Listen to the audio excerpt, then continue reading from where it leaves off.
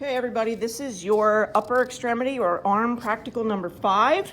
I'm going to take you over here to show you. I'm going to use an arm. Let me find a good one. Here's a good arm, but I'm going to use the arm to separately to show you all the different things. So obviously, I think the one that I picked was the right arm. So keep that in mind when you are studying. You can use the left. It's not a big deal. It's just a mirror image of the other. So we are going to start with the right arm as I walk over here. And we're going to start at the humerus, which is where the arm attaches to the trunk. Okay, so here's the humerus. And I'm going to go all the way down here and kind of make it so it looks like it's in anatomical position. Sorry. Okay, thumb is always, radius is always thumb side, ulna is always pinky side. So let's start with the head. Here is the head of the humerus. The anatomical neck is going to be kind of surrounding the head. The surgical neck is, if I put my hand around like this, that is the surgical neck. It has to do with the orthopedic surgeon term. The tubercles, okay, they are going to be greater tubercle, lesser tubercle. And there's a groove in the middle called the intertubercular groove. See that groove in there? Greater, lesser groove. Okay. A little bit further down the diaphysis of this bone, you have a little bit of a rough patch over here. It's called the deltoid tuberosity. That's where it inserts. We have the medial epicondyle. So the medial, I always think of this is always medial. This is your medial epicondyle. It's kind of pointier. And you can see that when you straighten out your arm, you have like that little bump that you always hit. This is the lateral epicondyle. An epicondyle is kind of lateral and above a condyle. The condyles on this bone in particular, the humerus, have specific names. Okay. And before I get to that, let me talk about the coronoid fossa. This is this little divot right in here. And then if I turn this over to the back and bend the elbow, this little divot back here is called the olecranon fossa or fossa. A fossa or a fossa is kind of a divot where things fit into. The capitulum is going to be this condyle specifically right here. This is lateral. And the trochlea is the medial condyle on the humerus. For whatever reason, they have specific names. I don't know why. The radius, always thumb side, so here's our radius. Here's the head. Where there's a head, there's a neck. Okay. This is the radial tuberosity.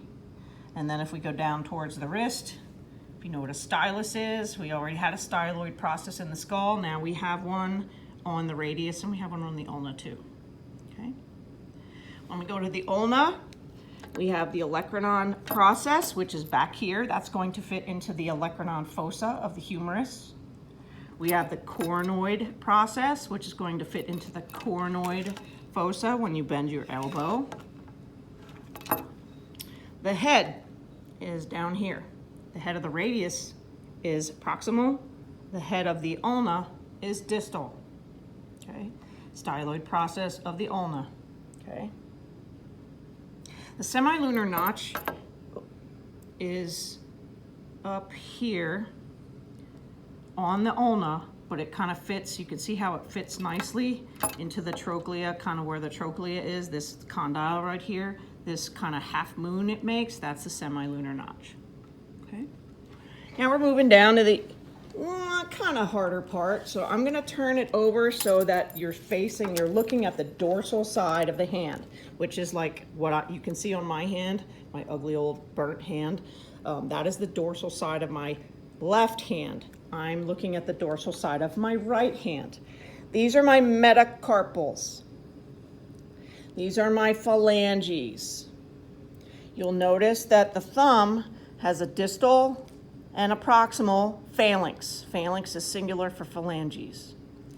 My 4 fingers have a proximal, middle, and distal phalanx. So these have 3 phalanges.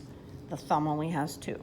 And again, these metacarpals make up the palm of your hand. Now for the carpal bones, which are your wrist and hand bones. Let's start with the closest to the thumb. I usually do this from the bottom layer, so there's 2 on the bottom, and then we go up above, right up against the metacarpals. This bone right here, I'm trying to get this so that you can see it, sorry guys. This bone right here is your scaphoid. This bone right here is going to be lunate. Moving over to the thumb, right under the thumb, the trapezium is under the thumb. Under the first metacarpal, or excuse me, the first finger's metacarpal, this is going to be trapezius, or trapezium, excuse me. Under the middle finger, we have capitate. Under the fourth finger and part of the little finger, we have hamate. Over here, we have triquetrum. If I turn the palm a little bit, I can see a little tiny bone on the triquetrum. This is your pisiform or pisiform. Some people say pisiform. So I'm gonna do that one more time. Scaphoid, lunate, trapezium,